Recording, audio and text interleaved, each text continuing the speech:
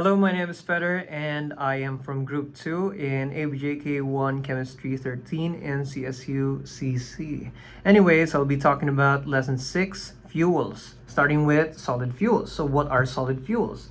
According to Wikipedia, solid fuels, it refers to various forms of solid material that can be burned to release energy, providing heat and light through the process of combustion. What is combustion? It's a chemical process in which a substance reacts rapidly with oxygen and gives off heat, according to NASA. So there are different examples of solid fuels. There's the natural solid fuels such as wood, charcoal, peat, which is from organic stuff like cocoa peat, and coal. Then there's the processed solid fuels like coke, which is derived from coal, briquettes, compressed biomass or coal, and solid waste. For example, municipal waste and waste to energy plants. Okay, so let's go with the characteristics. Calorific value. So it refers to the amount of energy a fuel releases when it burns completely. So fuels with a higher calorific value like coal, they provide more heat for the same amount or weight compared to lower calorific fuels like wood or peat. So for example, if I have one kilo of coal, it'll be a lot better compared to 1 kilo of firewood. And then there's the combustion rate. It is the speed at which a fuel burns. So some solid fuels like wood, they burn quickly and they require frequent refueling, while others like coal, they burn more slowly. They provide steady heat for over a longer period. So there's also moisture content. So it's the amount of water present in the fuel. So high moisture content reduces efficiency because some of the energy that is used is more on to evaporate the water instead of producing the heat. So dry fuels like coal, they are a lot efficient because they don't have moisture. They're dry.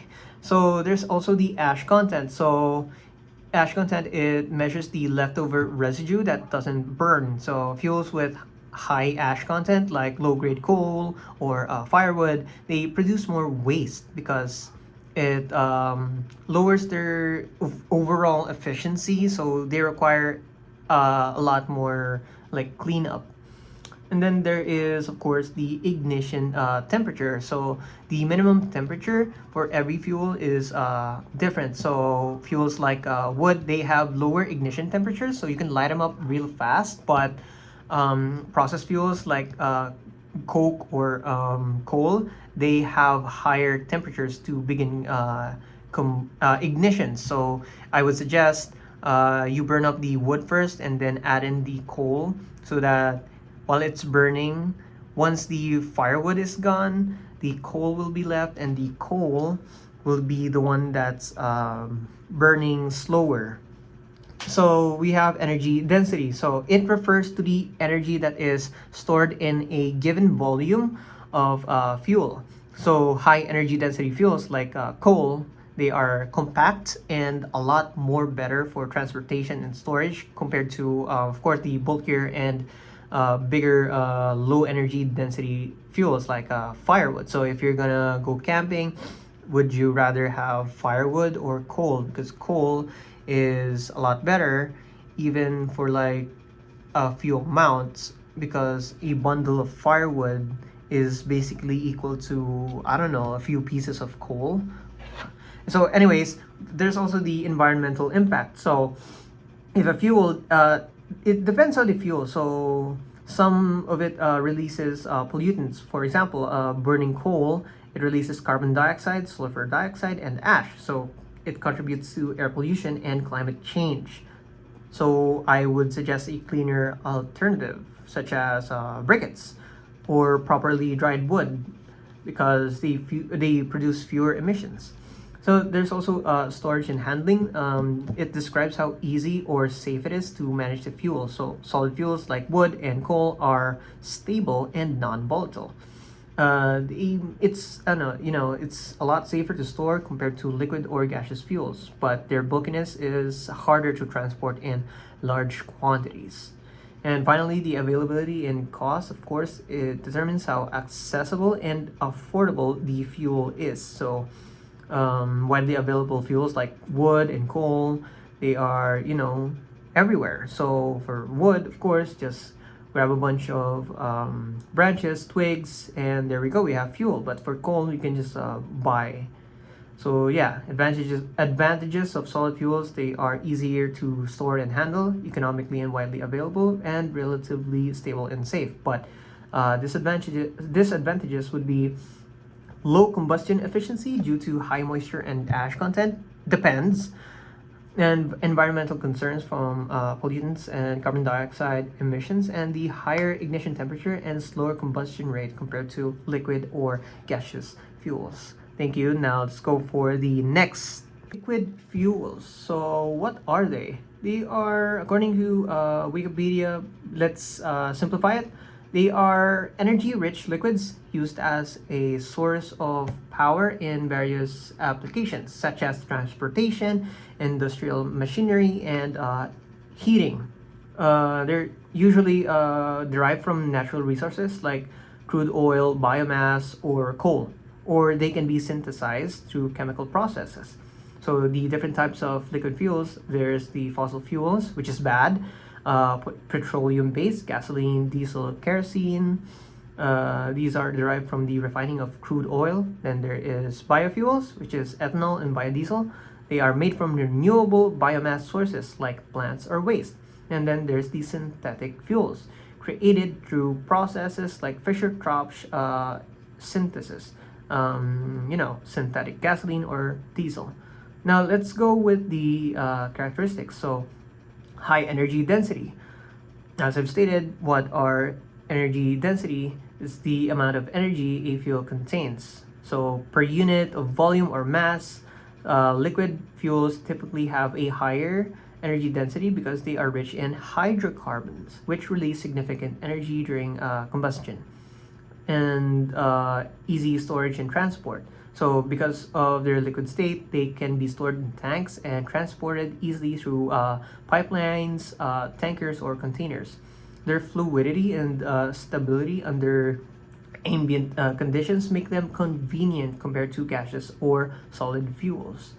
So combustion efficiency. So liquid fuels, they burn completely in engines or combustion chambers when mixed with the right amount of oxygen. So this complete combustion releases energy efficiently while minimizing waste and provided the process is optimized. So volatility. Volatility is the tendency of liquid to evaporate. So fuels like gasoline are highly volatile, which helps in quick ignition engines. So less volatile fuels like diesel, they need compression ignition engines due to their slower evaporation.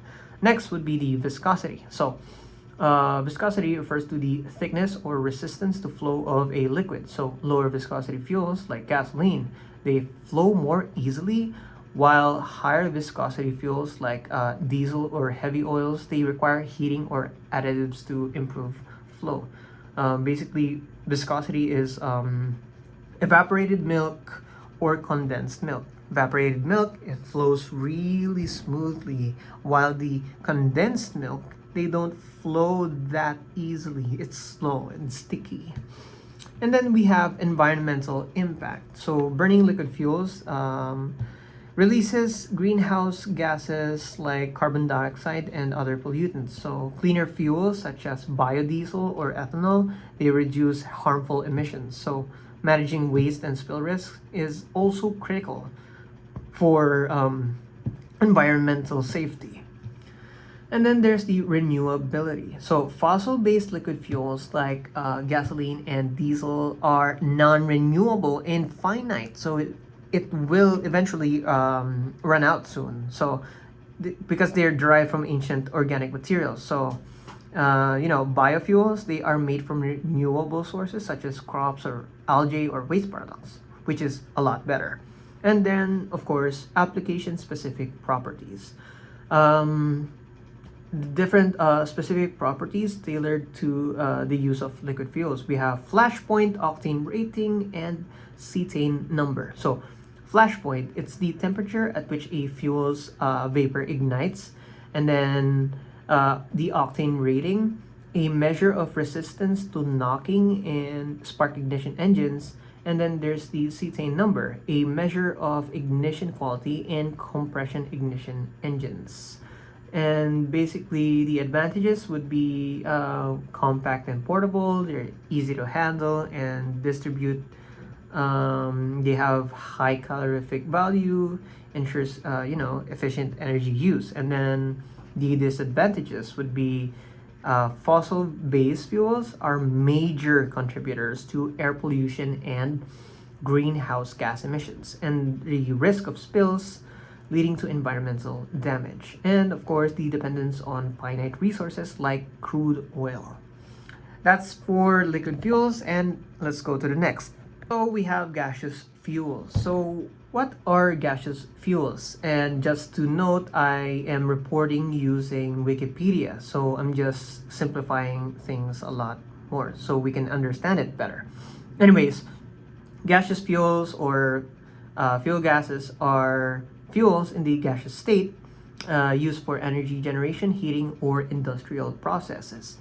Usually, they have hydrocarbons or their derivatives and are valued for their high calorific value, ease of transport, and clean combustion, just like in the liquid ones.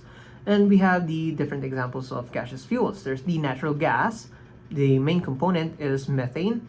It often contains ethane, propane, and small amounts of nitrogen and carbon dioxide. And then there's LPG, liquefied petroleum gas, a mixture of propane and butane. It's used for cooking and heating usually. And then there's hydrogen. It's a clean fuel used in fuel cells and some industrial applications. Coal gas, it's a mixture of hydrogen, methane, and carbon monoxide. It's produced by the gasification of coal. Then we have biogas. They are produced by the anaerobic decomposition of organic matter. So it contains methane and carbon dioxide. And we have syngas, which is synthesis gas. It's a mixture of carbon monoxide and hydrogen produced from coal, biomass, or natural gas. Anyways, we have the characteristics. Calorific value, obviously. The heat energy produced by burning gas fuels are generally high, and it depends on the hydrocarbon composition. So methane and hydrogen, they are the primary components of many gaseous fuels. So they contribute significantly to the calorific value. So the absence of non-combustible residues like ash, they ensure, of course, the very efficient energy release. That's the difference between the solid and the gas ones. Anyways, clean combustion. So gas fuels, they burn with almost no smoke or soot. Soot is basically, for example, if I light up a cigarette, there are a bunch of particles, flying stuff. Then, so their combustion typically results in carbon dioxide and water vapor, so making them cleaner than solid or liquid fuels. However, incomplete combustion can produce harmful gases like carbon monoxide. So we also have the ease of transport and storage. So they are easily transported through pipelines or stored in pressurized cylinders. It makes it convenient for both domestic and industrial use, but of course, the infrastructure required, like pipelines, they can be a bit expensive, or actually they are. And then there's the controlled combustion. There's no more combustion rate because it's really flammable. So yeah, The flow of these gas fuels, they can be adjusted precisely, so allowing for accurate control of the flame size and heat output. So it's really good for domestic cooking. So, for Bunsen burners, you can control it low to high. And then there's the high ignition speed. So gaseous fuels, they mix really well with air. It forms homogeneous mixture, so it ignites quickly and burns evenly. So this rapid ignition is particularly useful for engines and burners. And non-toxic in most cases. Most fuels like natural gas and hydrogen, they are non-toxic and safe to use. But some gaseous fuels like coal gas, it contains carbon monoxide, so it's hazardous if it leaked. And there's the safety concerns. So gas fuels are highly flammable and can pose explosion risk if leaks occur. So proper ventilation and leak detection systems are important to prevent accidents. And then there's the low residue. So gas fuels, they leave no waste, no ash, no solid waste, nothing. They are easy to keep clean and to use in applications where you don't want to clean up. So the advantages would be it's cleaner than solid and liquid fuels. They provide instant and steady flame. They're easier to handle and distribute and are highly efficient and versatile for domestic, industrial, and vehicular applications. But the disadvantages would be it's highly flammable. It requires strict safety measures and requires specialized storage and transportation infrastructures, for example, pressurized tanks and pipelines. And some of them are non-renewable and subject to depletion, especially some of it is toxic. Basically, that is for gaseous fuels. Thank you for listening. I am Federico from Group 2 of Chemistry 13 ABJK1. Thank you for listening.